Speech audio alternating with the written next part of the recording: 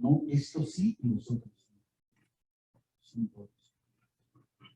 Estas razones que justifican las decisiones contenidas en las sentencias de la Corte es lo que los teóricos también han dado en llamar en latín. No creen que me cuadra mucho estar hablando latinato, pero a veces es indispensable. Dice, la ratio decidendi.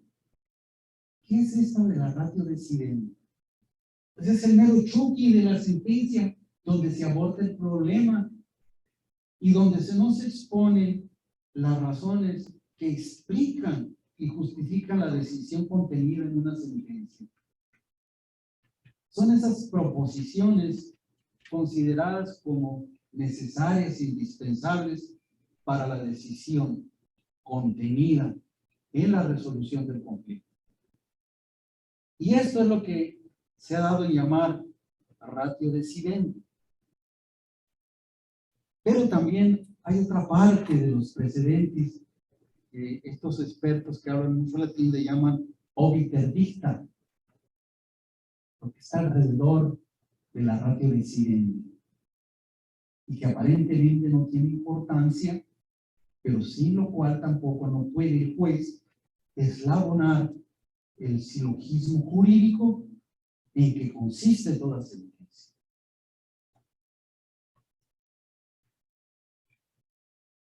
No se refiere el obiter dicte al aspecto fundamental de la sentencia.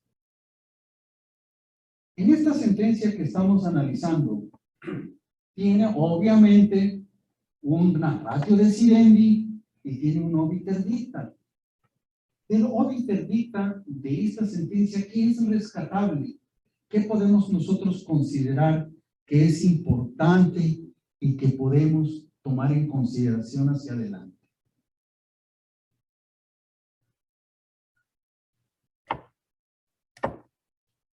Resulta que una de las primeras cosas que tiene que hacer la Corte cuando va a resolver una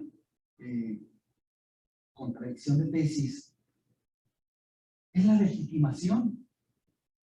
¿Quién hizo la denuncia? ¿Quién pidió que nosotros resolviéramos si existe o no una contradicción entre las tesis sostenidas por dos tribunales colegiados o por las dos salas de la Corte? ¿Quién me lo pidió? Y si el que me lo pidió está legitimado para hacerlo. Eso forma parte de lo obiter dicta.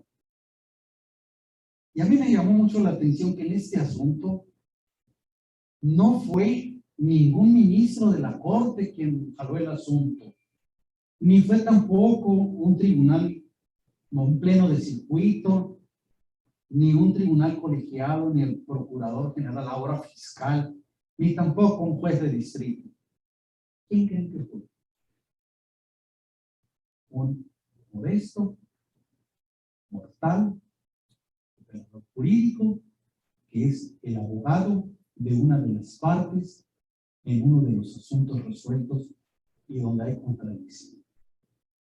¿Por qué rescato esto? Porque tendríamos que empezar a preguntarnos y a plantearnos cuántas contradicciones nosotros detectamos en criterios de los plenos de circuito. Encontramos, a ver, esta tesis dice A y la otra dice Z.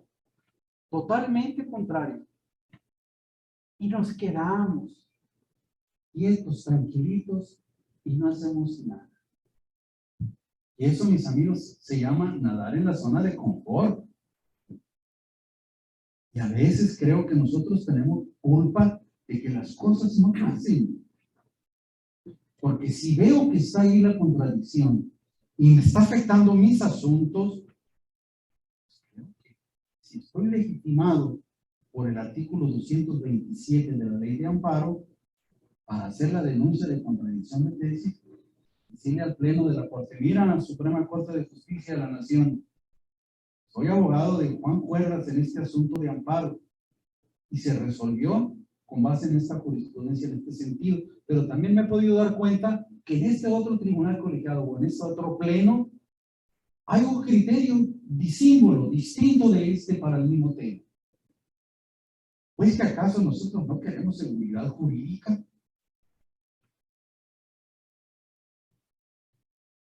respuesta es que sí. Es parte de lo que necesitamos buscar en el día a día. Yo quiero certeza en los criterios jurídicos. No me digan que ahora mi tamal va a ser de chile, mañana de dulce. No, señor. Queremos uniformidad. La seguridad jurídica al final de la tarde no es más que un cierto grado de predictibilidad en cómo se debe interpretar y aplicar el derecho. Cuando yo puedo tener esa certeza de predictibilidad, puedo saber de qué tirarle en un asunto. De la otra manera, pues voy a jugarme un voladito y será que los operadores jurídicos estamos para andar jugando voladitos con los asuntos. Ya sé que en el mismo juzgado de un asunto al otro se sostienen criterios distintos. Eso lo sufro yo también todos los días. De un juzgado a otro con mayor razón. Hay un juzgado que me pone aclaración verbal en un asunto y en una demanda igualita, otro juzgado le da trámite y no me pone ningún obstáculo.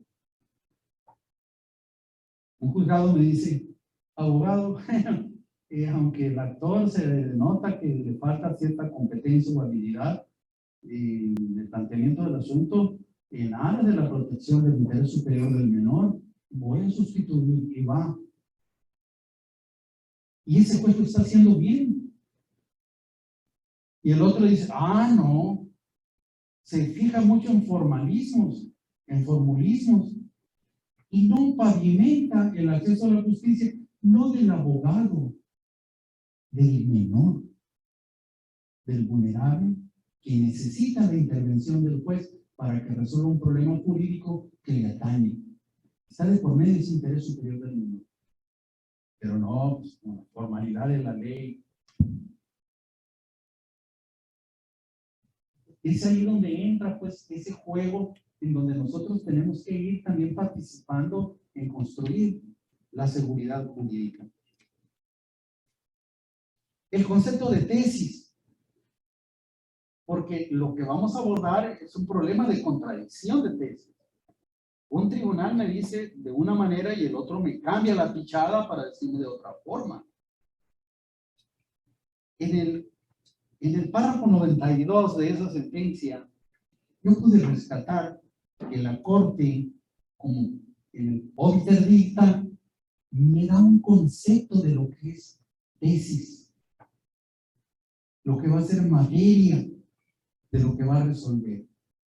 Y me dice que la tesis es la posición o criterio que adopta un juzgador a través de argumentaciones de índole lógico-jurídicas para justificar su decisión en una controversia determinada. Así. Ahora, dándole seguimiento a esto. Se formularon dos tesis diferentes en relación con el tema del control de convencionalidad ex oficio. Sí. Se formularon dos bloques. Y no crean que fue un tribunal o un pleno contra otro pleno. Fueron como 5 o 6 plenos que formaron un bloque y como otros tantos que formaron un segundo bloque. Dos conjuntos de tribunales colegiados de circuito, de plenos de circuito, sosteniendo tesis, criterios, argumentos distintos.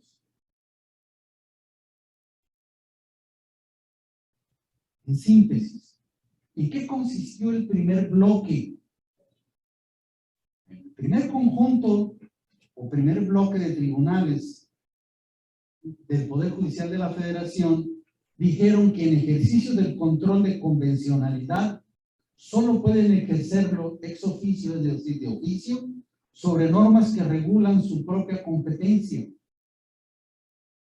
Ley de amparo, ley orgánica del Poder Judicial de la Federación, Código Federal de Procedimientos Civiles, que es la legislación que regula el amparo en cualquiera de sus instancias. ¿Por qué? Porque esto es lo que regula mi competencia. Y el Pleno de la Corte incluso dijo, sí, cierto, esto es correcto. Pero el segundo bloque dijo, es una verdad a medias, que solamente los tribunales del Poder Judicial de la Federación, a través del juicio de amparo, podamos ejercer el control convencional ex oficio de las normas procesales que rigen nuestra competencia. No, señores, lo que tenemos que hacer es ampliar esa visión, ir más lejos y considerar que no solamente debemos de controlar la convencionalidad de esa normativa de la ley de amparo, de la ley orgánica, del Poder Judicial de la Federación, del Código Federal de Procedimientos Civiles. No, señores, tenemos que hacer el control de convencionalidad de cualquier norma que la autoridad responsable haya aplicado en el fondo del acto reclamado o en el procedimiento del cual deriva el acto reclamado. Cállate para atrás.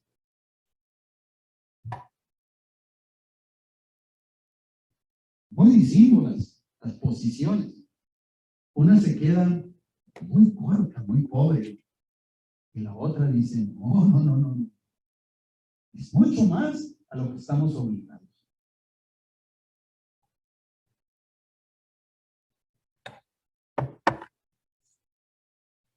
Entonces la gran pregunta, que es el núcleo de esta sentencia, se puede leer de la siguiente manera. ¿Pueden los tribunales del Poder Judicial de la Federación realizar control de convencionalidad ex oficio sobre todas las disposiciones normativas que conocen, tanto las procesales que rigen su actuación, como la ley de amparo, la ley orgánica del Poder Judicial de la Federación y el Código Federal de Procedimientos Civiles, fundamentalmente, como cualquiera otras aplicables en los actos reclamados, ya sean sustantivas o procesales? Es decir, se debe de cerrar esta facultad únicamente a las normas aplicables que rigen en el ámbito de su competencia. Ley de amparo,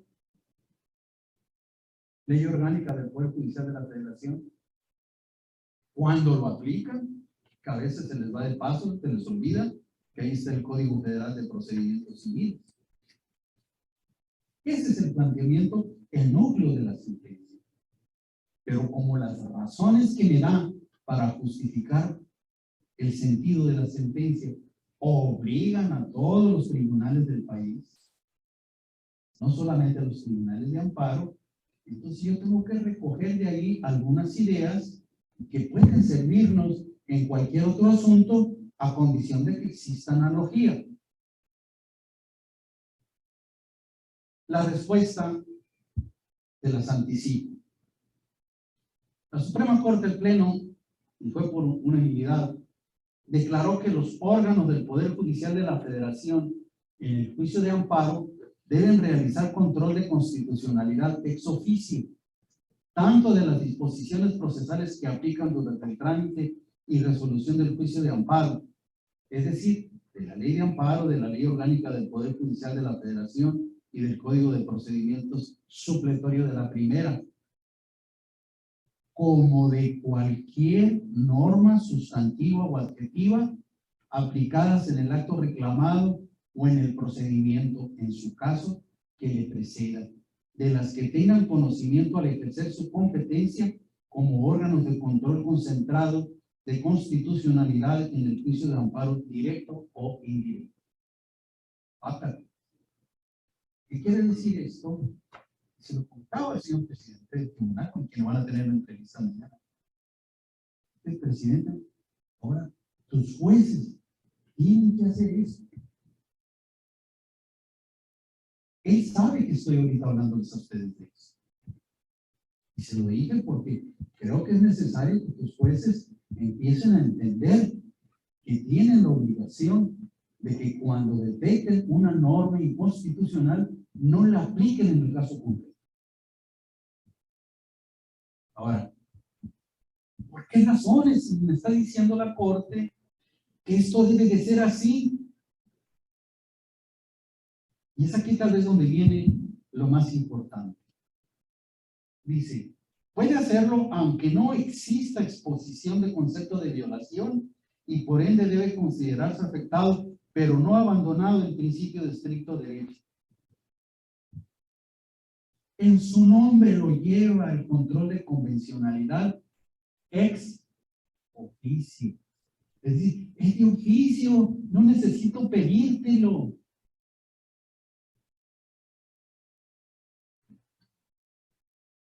Ahora, si no necesito pedírtelo, ¿y qué pasaría si se lo pido? Y se lo pido. Mira, advierte que esta norma es inconstitucional, violenta el debido proceso, etc. ¿Pero por qué? Vamos viendo por qué esto es así. Porque el deber de ejercer el control de constitucionalidad de este oficio deriva de los párrafos segundo y tercero del artículo primero de la Constitución, en concordancia con el principio de supremacía constitucional derivado del artículo 133. Y nos refresca la memoria la Corte diciéndonos que estos párrafos dicen lo siguiente: las normas relativas a los derechos humanos se interpretarán de conformidad con esta Constitución, con los tratados internacionales de la materia, favoreciendo en todo tiempo a las personas la protección más amplia. Y luego enfatiza la Corte y lo pone hasta con negritas: todas las autoridades en el ámbito de sus competencias tienen la obligación de promover, respetar, proteger y garantizar los derechos humanos de conformidad con los principios de universalidad, interdependencia, indivisibilidad y progresar. En consecuencia, el Estado deberá prevenir, investigar, sancionar y reparar las violaciones de los derechos humanos en los términos que establezca la ley. Esto nos lo recuerda la Corte. Luego, literalmente hablando, dice: razonar considerando que no puede hacerse de la manera oficiosa y por no tener un concepto de violación o agravio expresado respecto del tema, implicaría negar la naturaleza del propio concepto de control de constitucionalidad, convencionalidad, que es oficioso, lo cual implica que no es necesario que alguien lo pida y por ende ante la falta total de conceptos de violación. Por otra parte, se traduciría en omisiones permisivas de aplicación de normas inconstitucionales, contrariando los párrafos segundo y tercero del artículo primero y del 133 constitucionales. Todos los jueces del país, todas las autoridades del país deben estarse primeramente aquí, la Constitución. Por eso es que la Corte eslabona el primero con el 133. Dice que no se puede ni se debe considerar abandonado el principio de estricto derecho, porque este debe seguir aplicándose en aquellos casos en que la ley de amparo pero no permita hacer la suplencia de la queja deficiente. Es decir, el estricto derecho ahí va a estar y tendremos que ir creciendo la suplencia de la queja.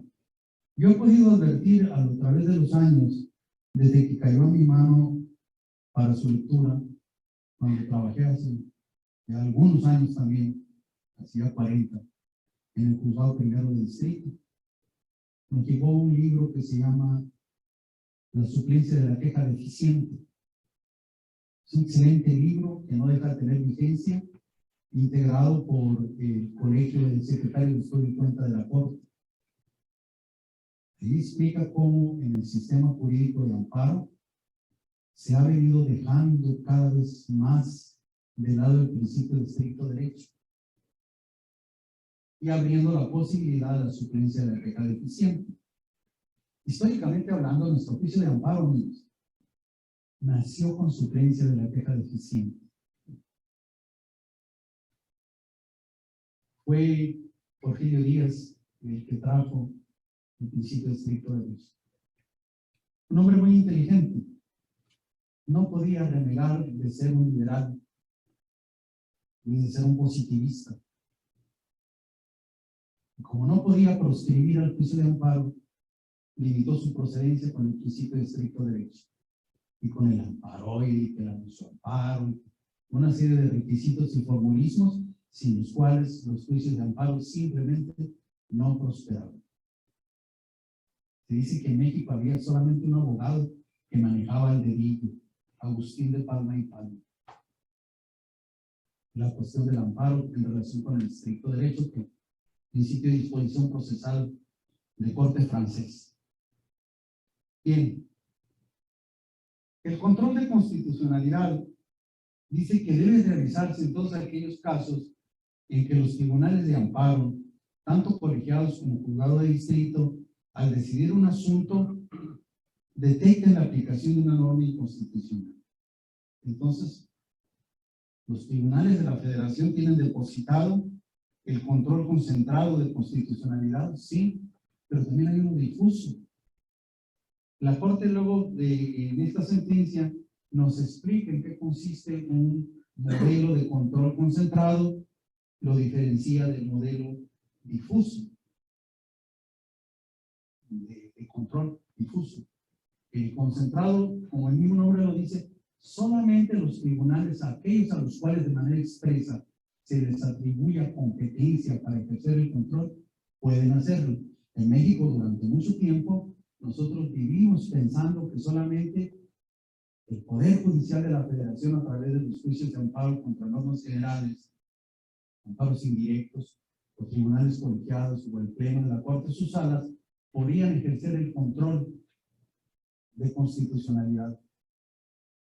Pensamos ciegamente, de manera dogmática, que teníamos un control concentrado, pero en la Corte Interamericana de Derechos Humanos, en el caso Revilla, le dijeron al México, no, tienes que buscar la manera de diseñar otro modelo de control de constitucionalidad, donde cualquier autoridad, incluso de manera oficiosa, al detectar la inconstitucionalidad de una norma, quede obligado a no aplicarla.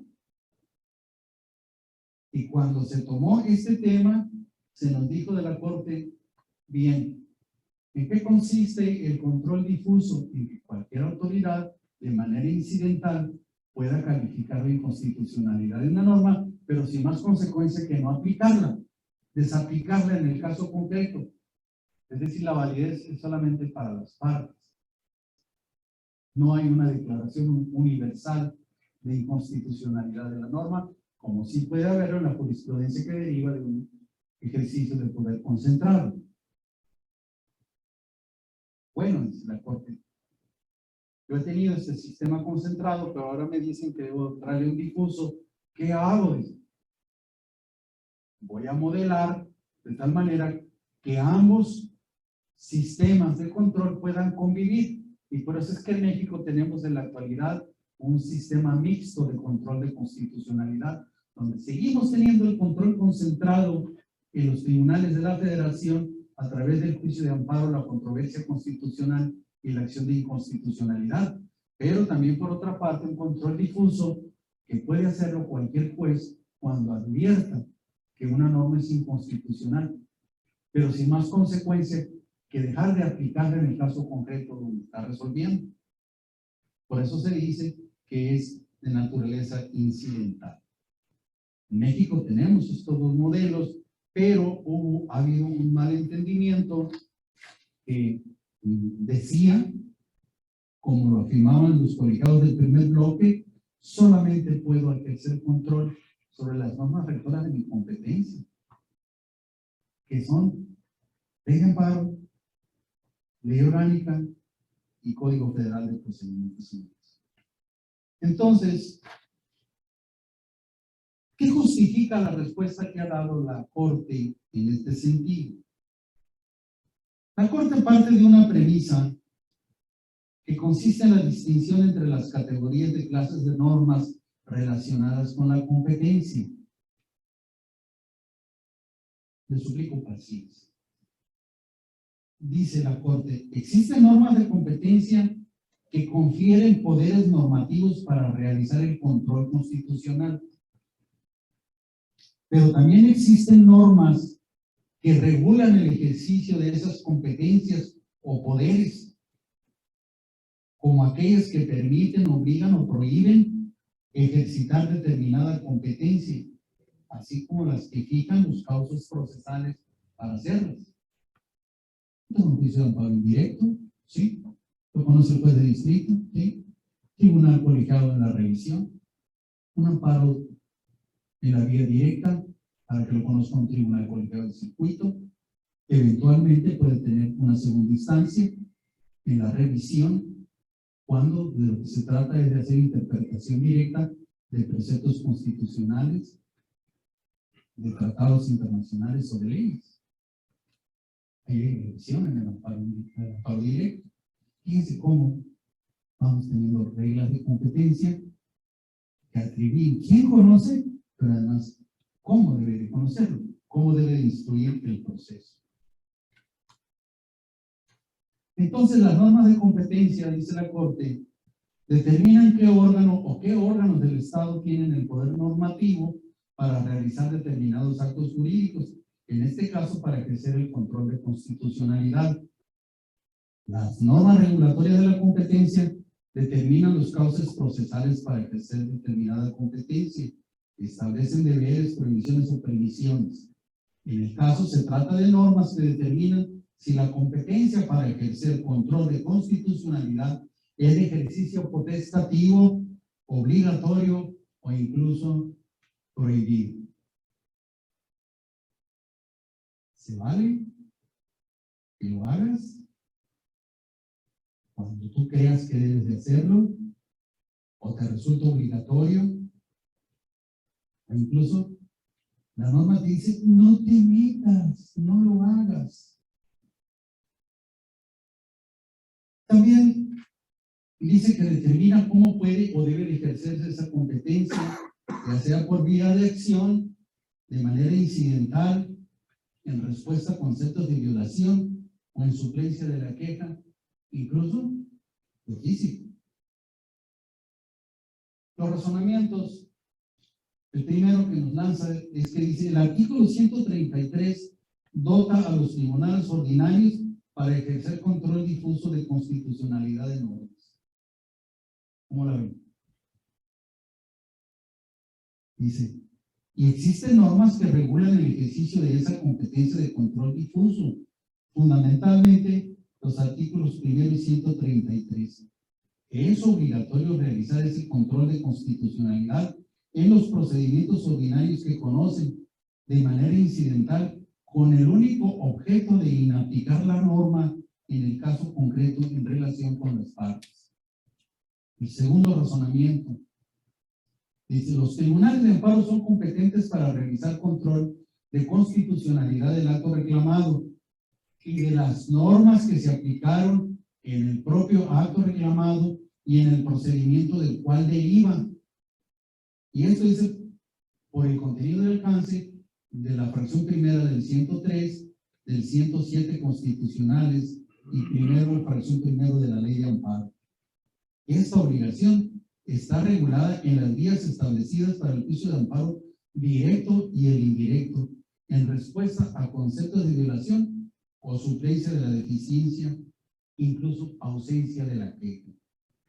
El tercer razonamiento dice, en realidad la cuestión a resolver es cuál es el alcance del deber obligación de realizar control ex officio, si solo de normas procesales de amparo o también respecto de normas aplicadas por autoridades responsables en el acto reclamado y en el procedimiento del cual deriva. Se decantó por decir que el alcance de ese deber debe hacerse desde la obligación de interpretar tanto las normas relativas a derechos humanos de la manera más favorable a las personas, sino también con la mayor intensidad, lo cual significa que cualquier limitación debe estar estrictamente justificada en razones provenientes de la necesidad de proteger los propios derechos humanos y siempre bajo sometimiento a un escrutinio riguroso de constitucionalidad. Luego establece las directrices bajo las cuales debe de cumplirse con el deber de respetar, promover, proteger, garantizar los derechos humanos y sobre todo dice de evitar o prevenir violaciones a los derechos humanos. Por lo tanto, cierra diciendo que los órganos jurisdiccionales, cuando conocen de un asunto de su competencia, deben abstenerse de violar directamente un derecho humano aplicando leyes inconstitucionales. Los tribunales están obligados a prevenir la violación de derechos humanos, lo que se traduce en la abstención de tomar cualquier decisión que implique convalidar, consentir, tolerar, transigir o de cualquier manera causar la violación de un derecho humano, incluso si la violación será cometida por otras autoridades relacionadas con el proceso, distintas al propio Tribunal de Amparo, por órdenes de este o como consecuencia de lo que este suelda. Por último, da una tercera directriz. Dice que derivado del deber de prevención de violación de derechos humanos impuesta por el artículo 1 constitucional, deben los tribunales de amparo evitar ordenar a la autoridad responsable aplicar normas inconstitucionales o de convalidar la aplicación efectuada por esta en los actos reclamados, incluso si no fue alegado en conceptos de violación o existe motivo de suplencia. De oficio, sin que nadie lo pida. Yo con esto cerraría cumpliéndoles lo que les prometí, una propuesta del concepto de jurisprudencia. Es una fuente del derecho derivada de la interpretación constitucional y legal, así como de la integración normativa ante las lagunas de la ley que con fuerza obligatoria crean determinados órganos jurisdiccionales al resolver los asuntos sometidos a su conocimiento, con el propósito de fijar el correcto sentido y alcance de las normas jurídicas y adecuar su contenido a la dinámica de la vida en sociedad, a fin de lograr y mantener uniformidad en la aplicación del derecho y con ello la seguridad jurídica, la igualdad en la aplicación de la ley en las esferas tanto públicas como privadas. Este concepto, que lo modifiqué, enfaticé algunos detalles, fue una propuesta de mi tesis de maestría. Por alguna razón, los sinodales me han calificado como excelente. Y también fue motivo de que mi grado fuera reconocido con ese mismo nivel de excelencia, del cual obviamente pues, estoy muy satisfecho. Y no quise dejar de traerles esa propuesta del concepto de jurisprudencia. Ya no podemos decir, es una resolución que se fija a través de 5 sentencias reiteradas del mismo sentido. Es mucho más que eso. Ojalá el destino, el futuro nos dé la oportunidad de poder hablar con ustedes más extensamente sobre el tema de jurisprudencia. En alguna ocasión tuve la oportunidad de desarrollarlo en Casa de la Cultura Jurídica. Me llevó 2 días. 12 horas. Todo maratón. Y es que la jurisprudencia en los sistemas de origen románico, de derecho romano, pues tiene tanto tiempo como la misma derecho romano.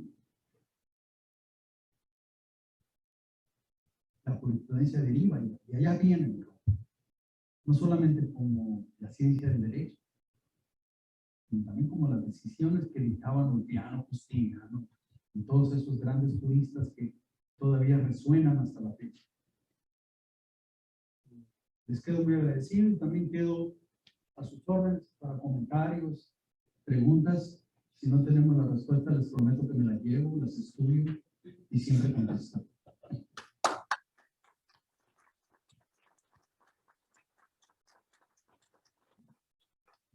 Sí, señor. Levanta la mano primero. Sí, pues felicitarlo, ¿no?, por la exposición. Ahorita que estaba escuchando su currículum, puedo advertir que trabajó en el sector social, en la área de la reforma agraria, ¿verdad? Apunté 2 preguntas. Yo soy litigante en materia agraria y lo de la cuestión de la suplencia de la queja deficiente, que si no se contrapone con el principio de estricto derecho, ahorita que estaba, bueno, se contrapone mucho, ¿no? Entonces yo creo que es un tema en la cuestión agraria que es muy proteccionista la ley y la ley de amparo, para los sujetos de derechos agrarios. Eso es por una parte. Y la segunda pregunta, que con la experiencia que usted tiene como litigante, es un ejemplo que de un ejemplo de control de constitucionalidad para dejar de aplicar una norma. Sí, en relación con el primer tema, sí, efectivamente, fui director jurídico en Reforma Agraria, de revisión y dictamen de asuntos jurídicos para Sonora, Sinaloa, las dos bajas, pero además tuve una encomienda muy especial del secretario para que le atendiera asuntos en materia de amparo agrario en todo el país. Y la suplencia de la vigencia de la queja versus estricto derecho, en realidad no se contrapone. No se contrapone.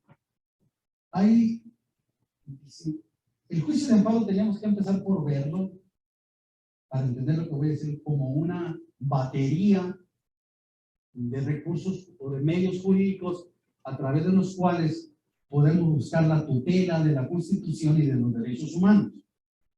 Y si usted se fija, yo tengo unas reglas muy específicas para tramitar el amparo en materia civil, mercantil, administrativa.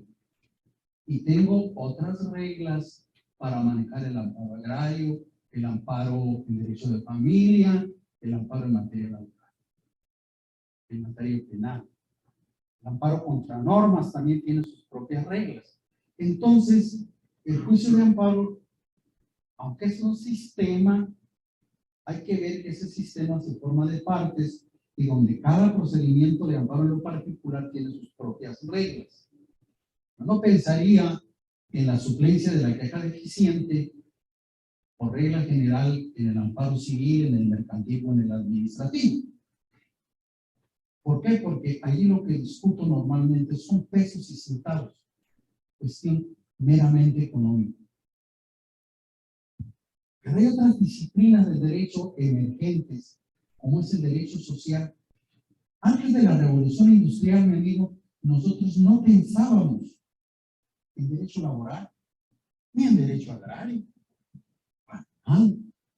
El derecho laboral, el derecho agrario y en lo general el derecho social es producto de la revolución industrial.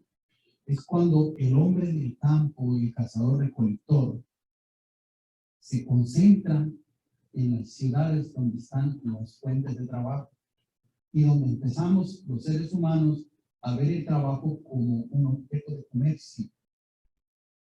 Yo te vendo mi fuerza de trabajo y tú me compras. Y no me importa si te la compro lo que te pase dentro de la industria, a condición de que me produzcas. Es más, si te me revelas, te puedo poner a mis gatilleros, a mis sicarios, para que a la salida de la fábrica, con los 30, te queden mi trabajo. Y no lo estoy inventando, sucedió en Chicago. Un patrón también enojado porque sus costureras no quisieron seguir trabajando. ¿Qué hizo con él? ¿Sí saben lo que hizo con ellos? Las mandó quemar. ¿Y cómo estaban nuestros trabajadores en Cananea? ¿Y cómo estaban nuestros trabajadores en las textileras de Río Blanco, no? ¿Y cómo estaban nuestros campesinos en las haciendas? Parte del inventario tenía más valor el buey que jalaba el arado que el campesino. Entonces, si yo no entiendo antropológicamente la concepción del derecho social y no entiendo las dimensiones antropológicas que el Estado debe tomar en consideración para concebir al ser humano y regular la conducta del ser humano en función de esa misma concepción que tiene del ser humano, pues entonces sí, tendría usted toda la razón que no tiene motivo ni justificación el derecho laboral, ni el derecho agrario, ni el derecho de los menores, ni el derecho de familia, ni el derecho a la asistencia social, ni todo eso. Ahora, el derecho social está diseñado para romper las desigualdades. La igualdad entendida como un valor ético de carácter formal ¿Qué es eso? Una idea. Pero la igualdad material existe. Y la respuesta, mi amigo, es un rotundo no. No es cierto que los seres humanos seamos iguales. Y para tratar esas diferencias, se tiene que buscar modelos de compensación. La suplencia de la queja deficiente en el juicio de amparo es un modelo de compensación para proteger al vulnerable frente a la autoridad. Porque el enemigo de los derechos humanos se ha considerado tradicionalmente que es la autoridad. Recientemente estamos reconsiderando de que otro padre, otro gobernado igual que yo, pueda también ser un agente de violación de mis derechos humanos. Por eso es parte de la dimensión de la reforma en materia de derechos humanos que impactó nuestra ley de amparo en el concepto de autoridad responsable. Ni más ni menos que por eso. Entonces, no podemos decir que es estricto derecho versus suplencia de la queja. En materia agraria, ¿cierto? La ley agraria es proteccionista de los campesinos.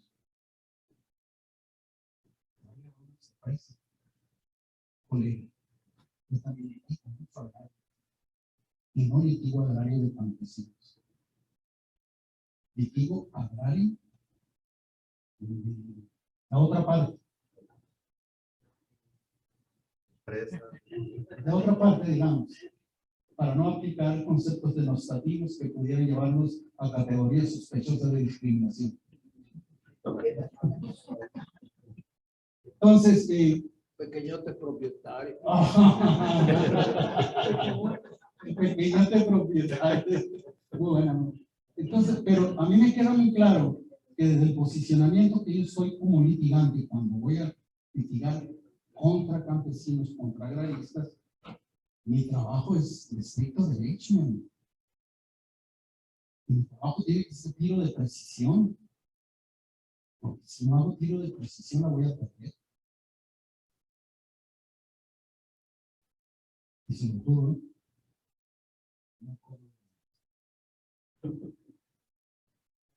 mi horario está justificado con la calidad de mi trabajo, partiendo de la idea de que yo no puedo esperar la suplencia de la queja de decisión, ni del Tribunal Unitario Federal, ni del Tribunal Superior, ni del juez de distrito, ni del cualquier, de nadie.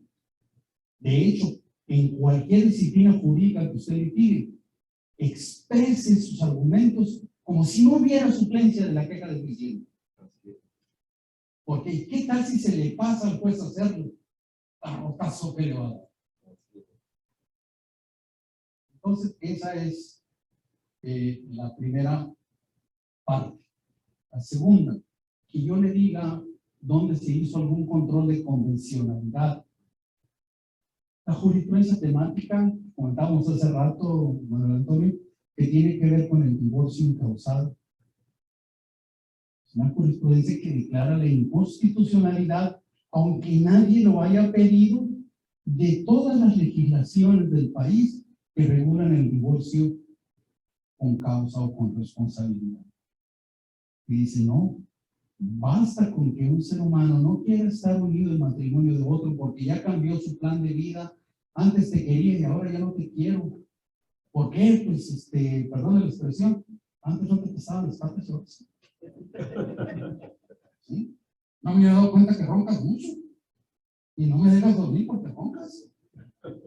Entonces, ya no te quiero.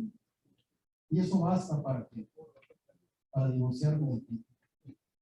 Vea cómo, sin que nadie se lo pidiera, la Corte en esa jurisprudencia temática hizo un control oficioso de las legislaciones en materia de divorcio de todo el país.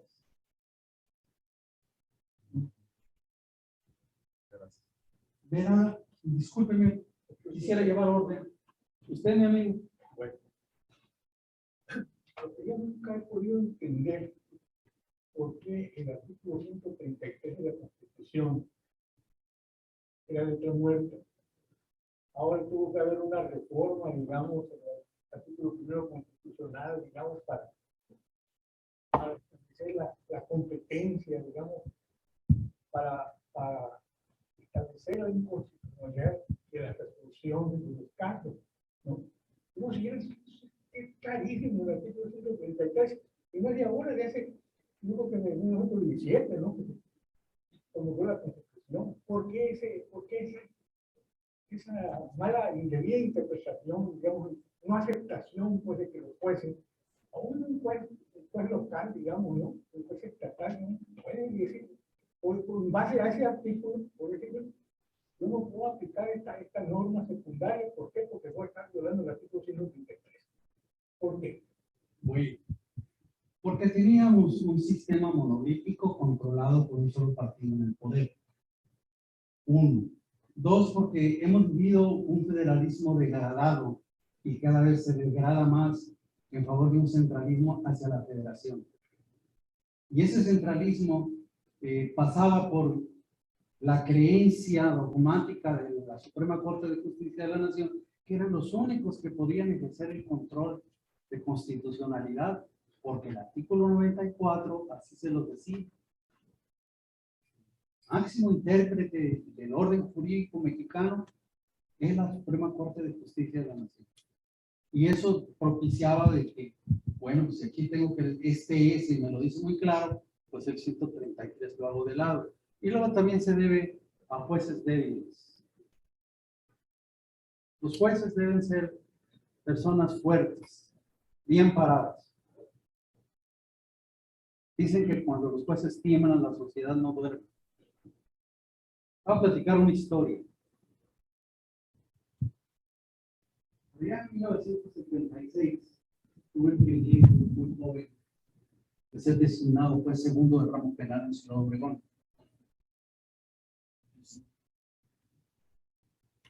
Con mis 24 añitos llegué, tomé posesión y empecé a resolver. Y les puedo ofrecer el dato de que prácticamente no tuve resoluciones que me fueran revocadas, ni por el Supremo Tribunal de Justicia en la apelación, ni por tribunales colegiados en amparo directo, ni por jueces de distrito respecto de autos de formal prisión en materia federal, que éramos de competencia auxiliar, porque no había jueces de distrito en Ciudad Obregón, ni en Aguajuapan, ni en Álamo. Todo nos lo mandaban a Obregón para que conociéramos dentro del término delitos contra la salud y todo lo que tuviera detenido en materia federal. El chamaco funcionaba.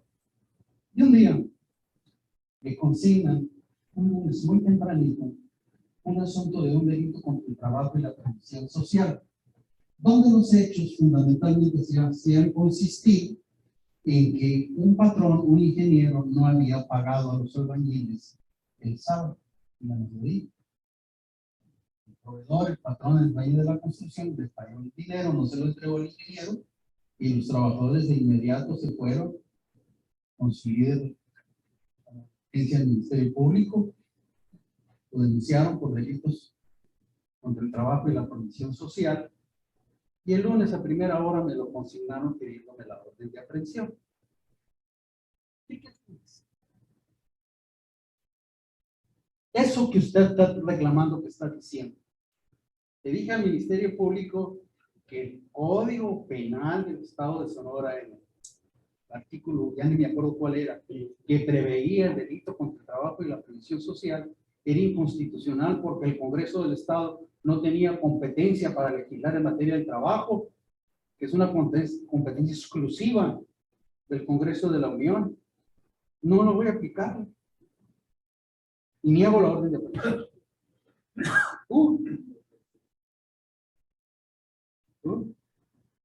Apelé al Ministerio Público, mandé la apelación, mal tardó en llegar la apelación, y todavía ni llegaba la apelación cuando me hablaron del Supremo Tribunal que me reportara personalmente de manera urgente, porque había tenido esa osadía.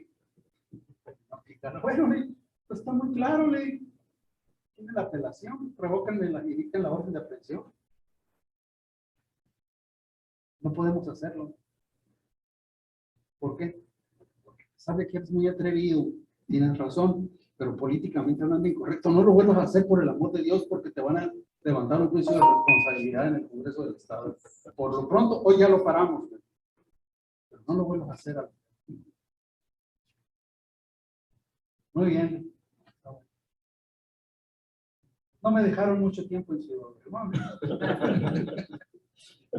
No duré más que 10 meses de juez en Ciudad Obregón, porque me jalaron para que me concentrara en el negociado en otro juzgado que tenía un tesoro. Entonces, tienes que ser fuerte, tienes que entender que te midan de la cintura para arriba. ¿Me explico? Sí. Primero que nada, gracias por estar aquí con nosotros. Mi pregunta es, consulta. ¿Me sucedió algo que le puedo decir?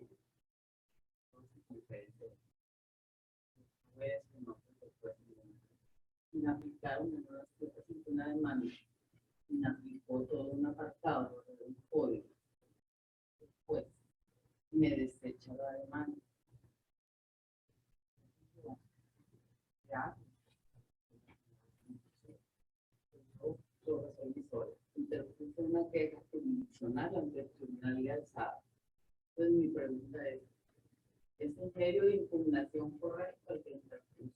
Sí, eso es lo que le iba a decir. Usted lo que tiene que hacer es interponer un recurso de queja ante el tribunal de alzada y traerle ese recurso al juez y decirle, mira, interpuse en tu contra un recurso de queja para que le rindas el informe a tu superior. ¿Sí? Y si le va mal en el recurso de queja porque por alguna razón el tribunal de alzada reconozca que efectivamente hay que desecharle esa demanda, amparo directo. ¿Por qué resolución? Sí, porque le pone fin al juicio. Si no le admiten a usted una demanda, pues no le van a dar trámite. Es amparo directo.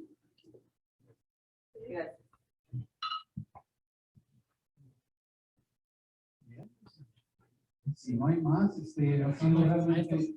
Sí. Tengo un comentario. Me gustó mucho la primera parte de la exposición en cuanto a la situación de lo que debemos entender por el precedente y la jurisprudencia.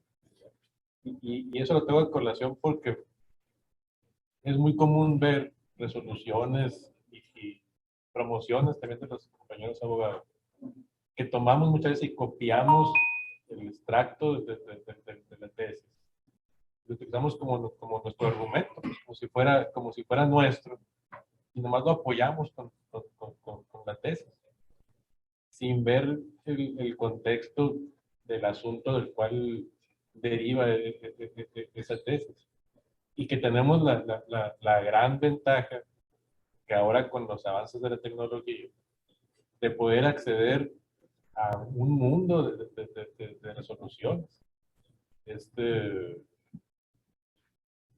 En los portales de la Corte y en el portal del Consejo de la Judicatura Federal, ahí están prácticamente Sí. todas las sentencias, ¿no? Así es. Y eso es muy fácil ver la tesis y abocarse a la ejecutoria, pues, a la resolución en sí para profundizar más en realidad. Es que hay muchos elementos que vienen en una jurisprudencia morocote que les digo, que son muy atractivos y que puede uno utilizarlos. Miren, por falta de tiempo, porque sabíamos que no podíamos tampoco estirar mucho tiempo, estarnos sentados aquí en X horas cintura baja, un tema que puede ser incluso hasta árido. Pero fíjese que en esta jurisprudencia que le estaba explicando, la Corte retoma el tema de lo que debe ser la garantía de audiencia, la seguridad jurídica. La retoma y como que no me dio tiempo ya para hacer el estudio más competente y poder decirles, es que me están modificando el concepto de seguridad jurídica. Pero si ustedes leen la jurisprudencia esta, van a detectar ahí que hay algunas variables, algunas variaciones. La Corte, y eso es lo interesante, lo importante de estudiar las jurisprudencias. Mire usted, no basta con que yo me apropie. No debo de apropiarme. Debo hacer lo mío diciendo, a mi asunto resulta aplicable esta jurisprudencia por estas razones, pero tengo que saber citarla. Si le fue publicada en el diario con este número, aunque sea la sinopsis, ¿no? Y decir también por qué es aplicable al caso. Miren, Coahuila tiene posesión por más de 20 años, aunque no tenga justo título, por su capítulo. Escribir. Si usted toma la jurisprudencia de Coahuila sobre ese tema de prescripción adquisitiva y dice, ya fregué paleta porque me lo puedo traer a Sonora y pedir que me lo apliquen. Hay una diferencia muy grande entre la legislación que se interpreta en esa jurisprudencia, que es el Código Civil de Coahuila, materia de prescripción adquisitiva, regulación de la posesión, forma de adquirir la propiedad por prescripción, a como lo tenemos en Sonora. Nosotros tenemos un régimen jurídico en materia de prescripción adquisitiva que si no tengo bien fundada y explicada la causa generadora de mi posesión, que es el justo título, no me va a prosperar. Aunque sea por hecho delictuoso. Yo puedo no tener un acto jurídico relativo de dominio, pero sí me metí cometiendo despojo. Y es más, me denunciaron por despojo. Y el Ministerio Público decidió que no procedía la querella o la denuncia por despojo porque la persona que lo planteó no estaba legitimado. No acreditó su legitimación. Pero hubo una denuncia y una resolución del Ministerio Público por despojo. Y desde entonces yo he estado en posesión de este bien inmueble.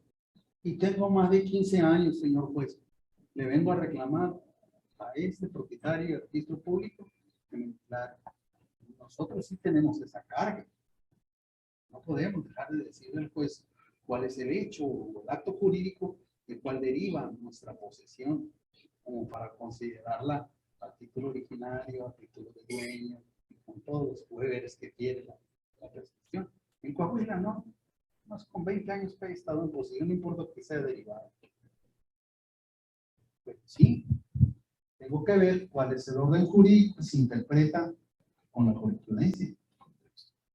Eso tengo que explicar por qué sí me resulta aplicable. Dice el escándalo que teníamos en Sonora con el matrimonio igualitario. La gente feliz tiene derecho de casarse o no.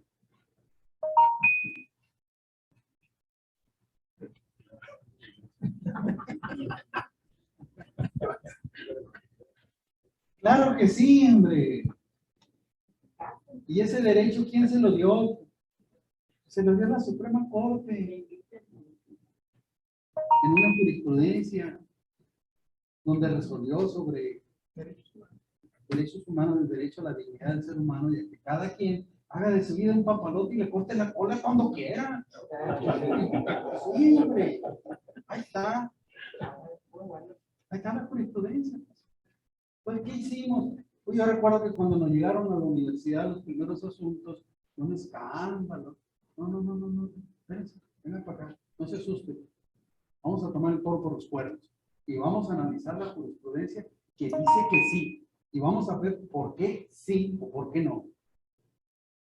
Y por qué podemos o no promoverles un juicio de amparo y esperar que allá el órgano nos califique nuestra demanda de amparo, que vean nuestros conceptos de violación y que determine si esta par de personas tienen o no derecho a tomar esa decisión.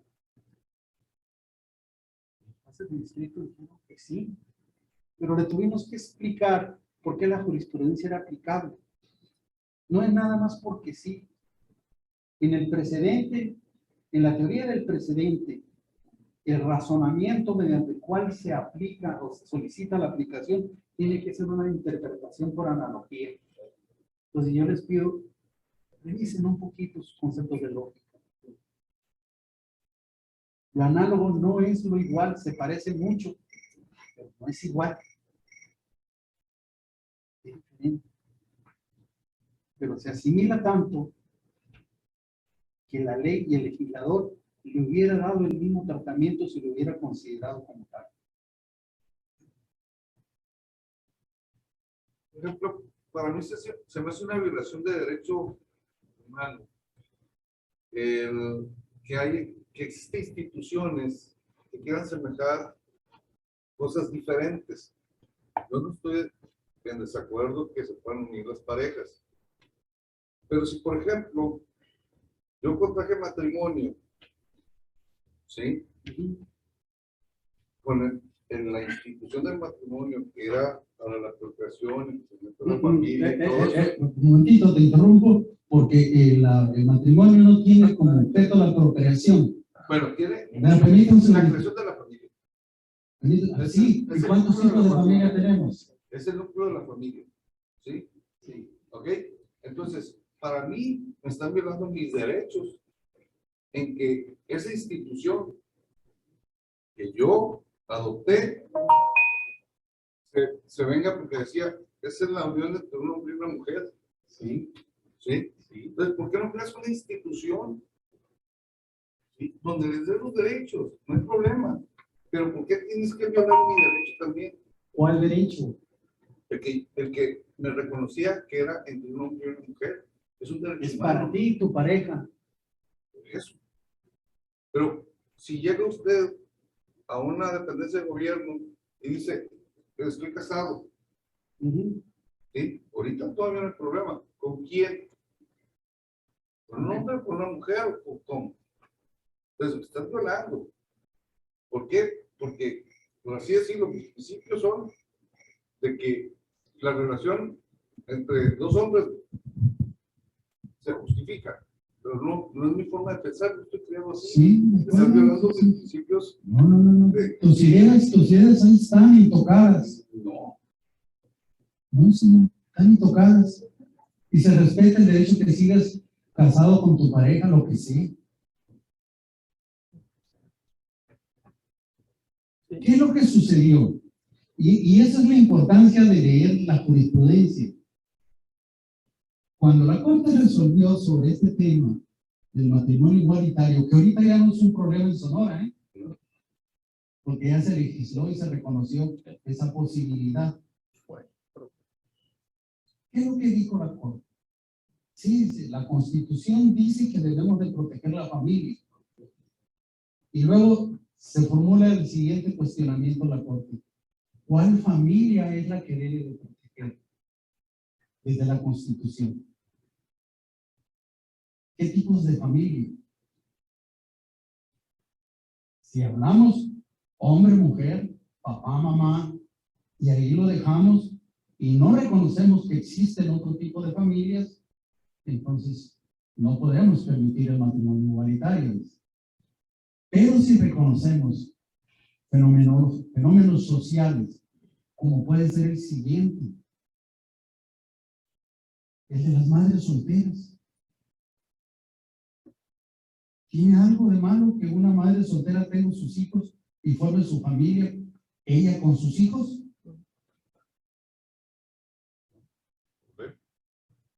Entonces, ya tenemos otro tipo de familia, monoparental. Permíteme un segundito. Es monoparental. Porque también existen muchos hombres que teniendo sus hijos, quedaron viudos y se ocupan de sus hijos.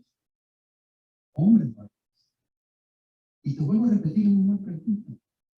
¿Algún cuestionamiento de que ese hombre se dedique a su familia, a sus hijos, habiendo quedado solo? Familia monoparental. Familia, papá, mamá, heterosexual, que no funcionó y tenían un matrimonio que era un cadáver putrefacto en la recámara y en la sala, violentando los derechos de los hijos en un ambiente de violencia, etcétera. ¿Mantendremos esa situación o lo divorciaremos? Por eso inventamos el divorcio y disuelve el matrimonio. Y también cuando disolvemos el matrimonio, de alguna manera se decide con quién quedan los hijos. Y las dos parejas agarran su rumbo. Y ahí sí, aquella familia idealizada por ti dejó de existir. Ahora, es una realidad que los Homo sapiens existen y que las hijas de Lesbos han estado aquí desde la mitología griega. Sí han estado. ¿Son una verdad o son una falacia? ¿Existen o no como parejas? Y la realidad social nos golpea de frente y nos dice, sí, ahí están esas parejas masculinas y están esas parejas femeninas. Lo único que hizo la Corte fue reconocer su existencia y todavía va más allá. Te vas a escandalizar si te platico que una pareja heterosexual con sus hijos llegó al divorcio y en el divorcio la mujer se quedó con los niños y esa mujer divorciada conoció a una hija de Lesbos y se enamoraron y empezaron a vivir juntas y consumaron el matrimonio lésbico en Jalisco. Y de todas maneras el papá de los niños iba a frecuentar a los niños, convivía con ellos, y de repente la pareja se hace una pregunta: ¿no crees que nos hace falta una figura paterna para los chamacos? ¿Qué? Sí. Extrañan mucho a su papá. Ellos somos felices, ¿no? Sí. ¿No te vienes a en trío? No, está Estoy hablando en serio, ¿eh? Se preguntaron eso y dijeron, pues yo sí, no hay tos, experimentaremos.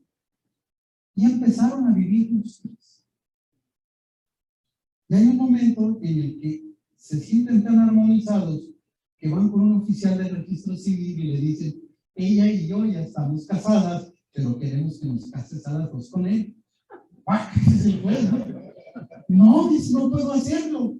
Y les niega el matrimonio. ¿Y qué crees? Se fueron al amparo. Les admitieron la demanda de amparo, se las tramitaron. El juez de distrito en Jalisco les negó el amparo, pero se fueron en revisión. Interpretación directa del artículo 2 de la Constitución, 4 de la Constitución, y el amparo en revisión está en la Suprema Corte de Justicia de la Nación. ¿Cuál es su pronóstico? ¿Por qué? Porque van a reconocer la realidad social que nos imponen ciertas religiones de corte anglosajón que están en Chihuahua, en Coahuila y en algunas colonias agrícolas donde el hombre puede tener tantas mujeres como pueda mantener, casi como en el Islam. Sí, que tienen dos. Sí, yo no puedo mantener ni una. Pero eso sí puede. Y las tienen felices y contentas. Y todas tienen sus hijos y viven en la misma casa bajo el mismo techo.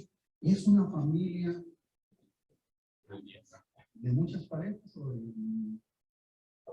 multirrelacional. Sí. Sí. Entonces el derecho no es algo Cambiante. rígido.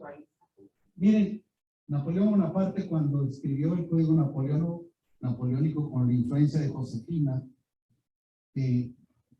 dijo que él trascendería la historia de la humanidad no por la conquista del mundo occidental y las grandes batallas que ganó, sino por haber escrito y publicado el Código Napoleón, donde estaba el Código Civil Napoleónico, donde estaba la solución de todos los problemas de la humanidad. Y desde entonces el Código Napoleónico se refleja en una metáfora, un libro de piedra. Eso es el derecho. O es algo flexible que se construye todos los días. Sí. Oiga, y por ejemplo, cuando son parejas o se casan parejas del mismo sexo, cuando van a adoptar un niño, pues ahí no le violan el derecho humano al que adoptan porque tiene derecho a tener un padre o a una madre, le están violando el derecho humano ahí al ¿Y adoptado. quién le ha dicho que la adopción debe ser únicamente de parejas? No, Puede ser de una sola persona.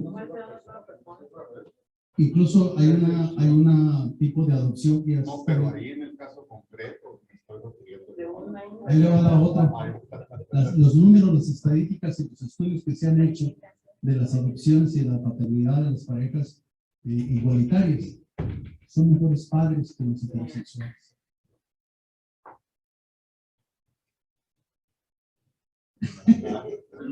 Son datos, pues, son datos Pero que por están ejemplo saliendo. ahí pues no va en contra, no es antinatural, va en contra de lo natural, de lo No puede adoptar uno solo, pero no puede adoptar dos o tres. A ver, pues, ahí les va. Ahí va, estamos platicando, se vale. Les voy a agradecer un vasito de agua nada más, si alguien me puede. Mire, una pareja de lesbianas, están casadas, ¿podrían o no tener hijos? ¿Qué es lo natural? el acto sexual. Y será el único modo de reproducción. Actualmente no, naturalmente no. Entonces, Pero hay una modificación del acto natural. pero lo va a parir igual que nos parían a todos nosotros. Y se pueden sacar panes.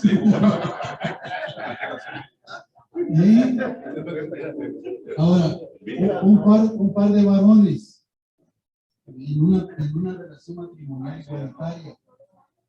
¿Seguro? Embarazarse un hombre. Tener hijos. Naturalmente no. Ni artificialmente. Un hombre restar bien. Bien, güey. De Ricky Martin. Ah. La ciencia ya nos alcanzó.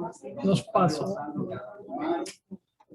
Algo que tenemos nosotros que tomar nota es cómo va adelantando la biología, la genética, la neurología, la psicología, todas esas ciencias, cómo van avanzando y nos va rebasando.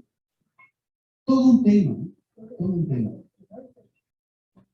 Dependiendo de la mujer que adopte uno. La ciencia no es yo. Te recomiendo que leas el Yuval Noah Harari de Animales a Dioses. Y tiene otro libro que se llama Homo Deus. Muy actualizado. Escribe en serio el señor, con mucho soporte. Homo Deus, de animales a dioses. Dos libros extraordinarios. Historia de la humanidad resumida en 2 libros.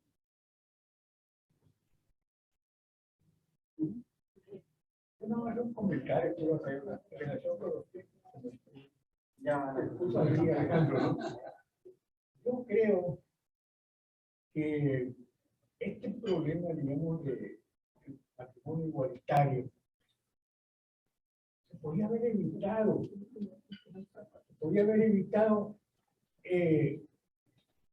estableciendo aplicando un término diferente al matrimonio en el matrimonio de igualitario, ¿no?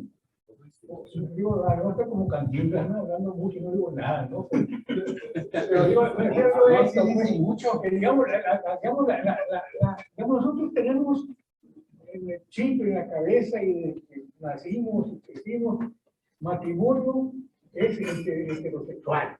No puede haber matrimonio igualitario. Entonces, digamos, no debió de haberse manejado como matrimonio. Con el término matrimonio, el matrimonio entre homosexuales. Pues, no sé si me estaba diciendo. Sí, entiendo. Digo, Sí, pero con eso no hubiera surgido ningún problema. Mire, Pero si usted si se está diciendo matrimonio entre dos personas del mismo género, no puede haber matrimonio. Pues debían haber usado otro término, pues. Oigan, Eso es lo que debía haberse ¿y a poco creen y que así lo inventaron? hubiera sido aceptado. Sí, Hubiera sí, sido sí. aceptado. Oiga, Pero le meten ese mismo término, pues no cuadra oiga, ahí, ¿no? yo sé que hay que lo inventaron. Pues no sé, digo, que yo sepa. No, sí lo inventaron en la institución, y la creación del matrimonio igualitario no fue algo espontáneo ni que haya nacido en verano porque llovió. No, hubo una sociedad de convivencia en el DF y hubo otras instituciones asimilables que fueron evolucionando, pero que no fueron suficientes. No. Jurídicamente hablando, no fueron suficientes para darle solución a los problemas de esas parejas. Digo, tal vez no he podido explicarme. Pues. La situación es que no debió de haberse explicado el término matrimonio cuando se hacía entre dos personas del mismo género. No debió usar ese término. Bueno, porque es que, mire, o sea, digamos, matrimonio, siempre estamos pensando en el matrimonio heterosexual. Se va todo el mundo, pues, digo, y la situación religiosa, pues ahí, aquí mi compañero discriminatorio, está, sí, digamos, hubiera sido influenciado, ¿no? También. Vulnera el concepto de igualdad de los derechos humanos. Sí. La categoría sospechosa. Sí. Mire, se va a revolcar en la tumba la profesora Estela, la maestra Estela, y yo les debo decir que yo soy de aquí, de la mejor. Estudié en la escuela del padre. Sí, recientemente fallecida, desde hace mucho tiempo. Se va a revolcar en la tumba si le digo que todo esto parte en mucho de la concepción del matrimonio desde el punto de vista católico. Entre el pueblo judío, el matrimonio tenía más un contenido de carácter económico y reproductivo, de proteger la propiedad. Por eso es que la viuda se podía casar con el hermano de su esposo.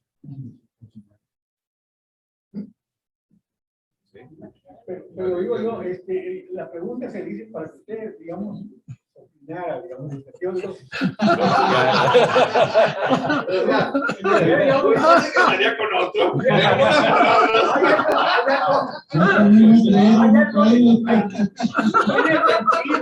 Tiene sentido, hay algo de razón en lo que yo digo. Claro que sí. Pero miren, no podemos negarnos ni dejar de tener la flexibilidad suficiente para conocer que alguien puede tener razón en su forma de pensar. Y tenemos que ser muy respetuosos de esas dimensiones de pensamiento, aunque no estemos de acuerdo. Por eso yo no estoy de acuerdo en que, como dice el compañero, el matrimonio se va a cerrar ahí, porque hay otras variables del matrimonio, de las familias sobre todo, de las familias. El concepto familia va mucho más allá del concepto matrimonio.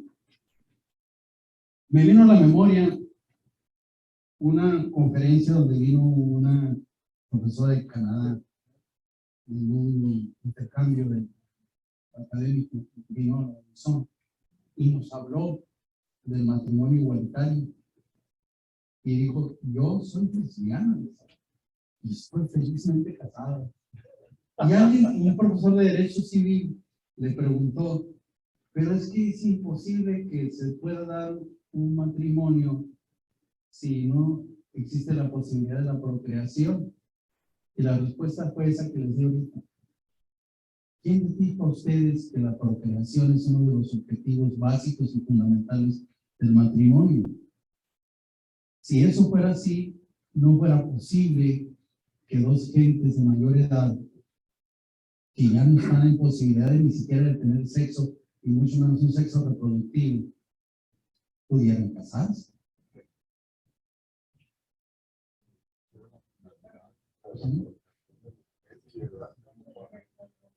Ese es el concepto religioso del matrimonio, no el concepto jurídico. Por eso le dije que la profesora Estela se iba a revolcar en la tumba.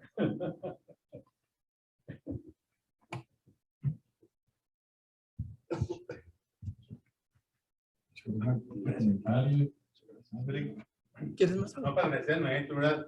Muy bonito su tema, muy claro. Realmente demostró, además, el conocimiento jurídico, el conocimiento didáctico, pedagógico, ¿no? Y la segunda felicitación, ¿no? Para este compañero por el licenciado Elías, un gran amigo, un gran conocido. Muy buen abogado, lo respetamos. Gracias, maestro. Gracias. Dígame. Que habló de la jurisprudencia, como se dictaba una sentencia de primera instancia. Yo le decía a los secretarios secretario, cuando apelábamos a la segunda instancia te vaciaba la jurisprudencia. Entonces yo le decía, ahí donde vamos a aprender de la apelación de la segunda, de aplicar en la primera sentencia. De ahí aprendimos, yo aprendí algo de la jurisprudencia de la segunda instancia. Cuando apelaban en la segunda instancia, el tribunal te vaciaba la sentencia con pura jurisprudencia. Y ahí es donde aprendí, y le decía a los secretarios de los juzgados, cuando eran principiantes, de ahí deben de aprender de la jurisprudencia que te dicta la segunda instancia. Sí. Mire, en la vida y en el ejercicio profesional, yo me dedico mucho a la academia en la universidad actualmente. No dejo de litigar, de llevar asuntos. Sobre todo mucho de diagnóstico, mucho de gabinete de trabajo. A mí casi no me van a ver en los juzgados. Muy raro. Pero sí voy. No es necesario bajo. Y lo que he podido aprender es que uno como profesionista tiene que estar muy abierto a aprender de cualquiera, de todos. En ocasiones, a mí me viene mucho a la memoria la pérdida de un gran amigo, creo que muchos de nosotros lo conocimos y establecimos amistad con el Manchito de la Torre, el bibliotecario del Departamento de Derecho, el eterno bibliotecario. Un hombre muy sabio, muy conocedor. No hubo tema jurídico que a ese señor modesto, bibliotecario, yo le consultara y que no me dijera, ay, Alfredo, me agarraba de las orejas y me ahí está, el libro fulano de tal, léelo. Pero léelo despacito para que aprendas.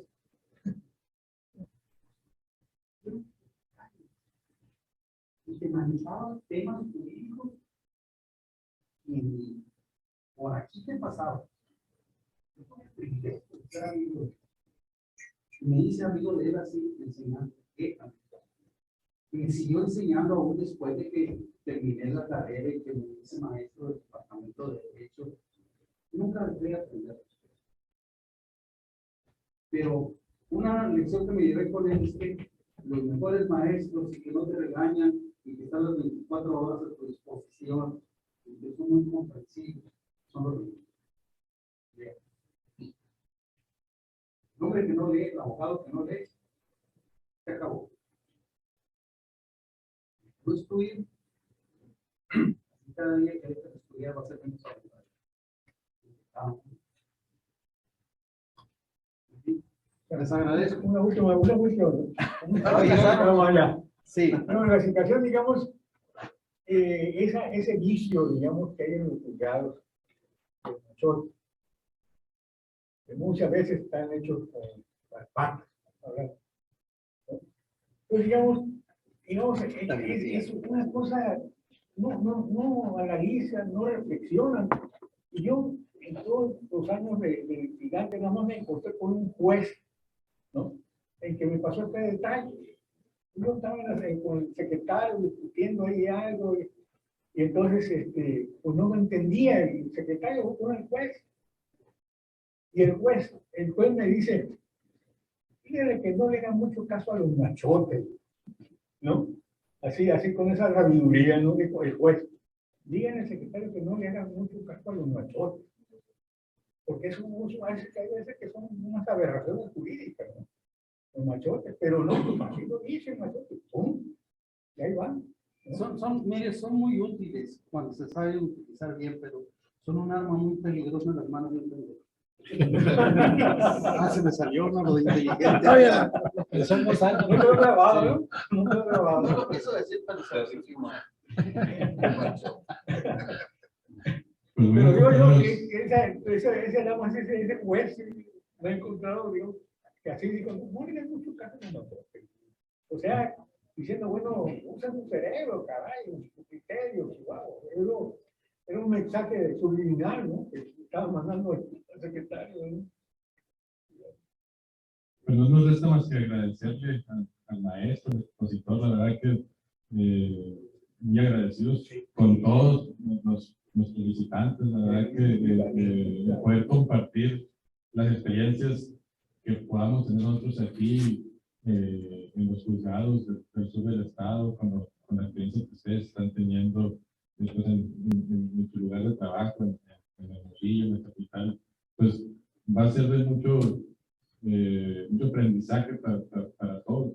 Creo que lo que nos pasa aquí pues, puede pasar allá o pasa en cualquier lado. Entonces, qué bueno que tengamos este tipo de acercamientos, aprovechar estas oportunidades de estrechar los lazos entre los compañeros barristas y que entre todos podamos pues, capacitarnos y poder compartir las experiencias que tenemos para una mejor prestación de servicios, de los servicios que damos, ¿no? en conjunto, y que igual podamos también tener la sinergia para los acercamientos que son necesarios también con nuestras autoridades, ¿no? Del Poder Judicial, también en el ánimo de la mejora constante, ¿no?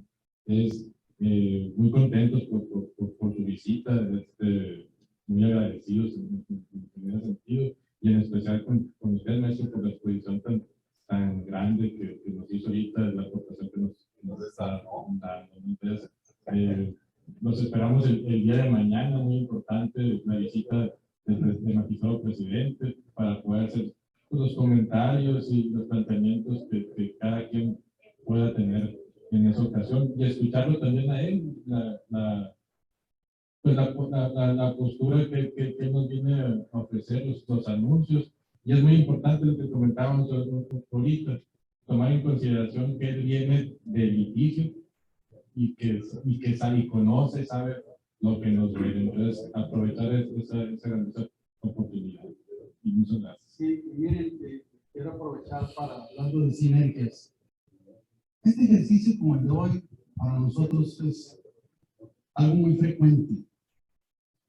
Los invito a que atiendan una convocatoria de un grupo de estudio de la Barra Sonorense de Abogados que sesiona todos los lunes a las 5 de la tarde, 5:30. Se tocan temas de actualidad con expositores excelentes, extraordinarios.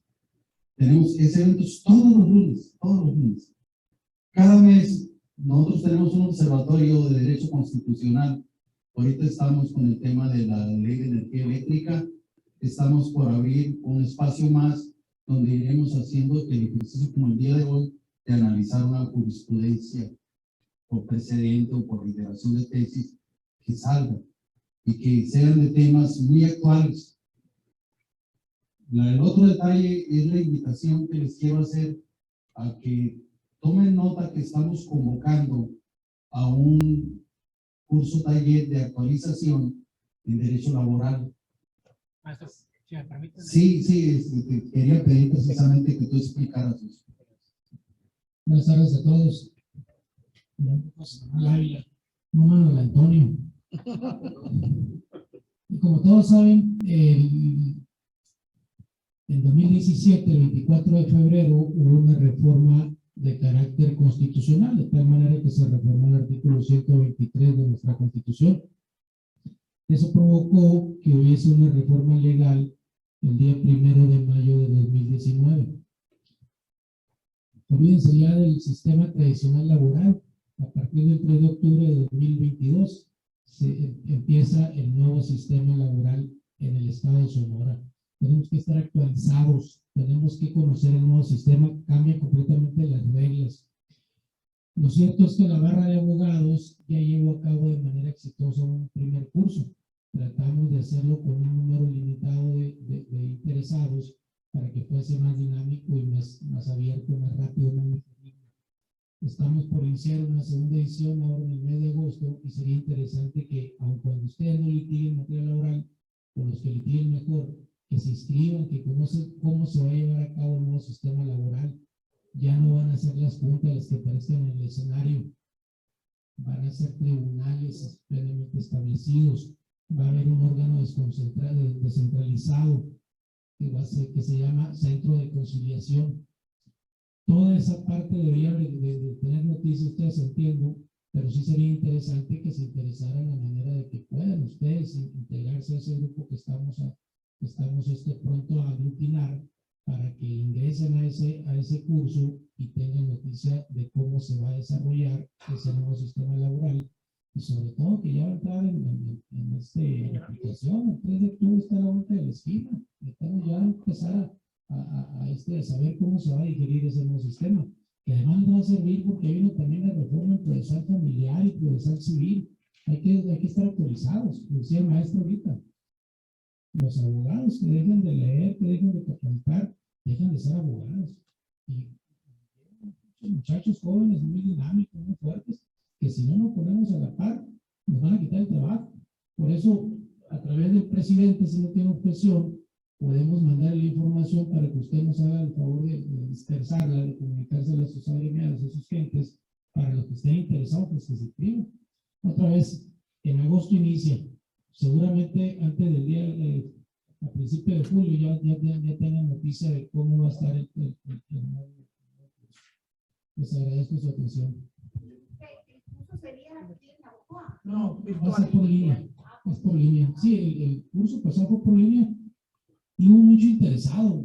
Fueron casi 150 interesados y nada más escogimos a 75.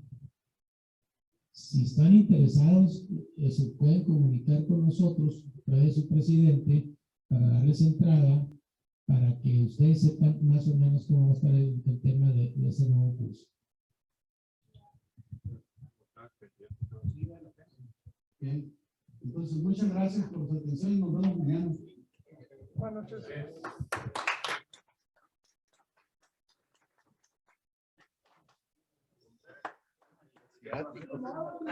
Tráelo, ¿eh? No te vi que estás escuchando. No llores.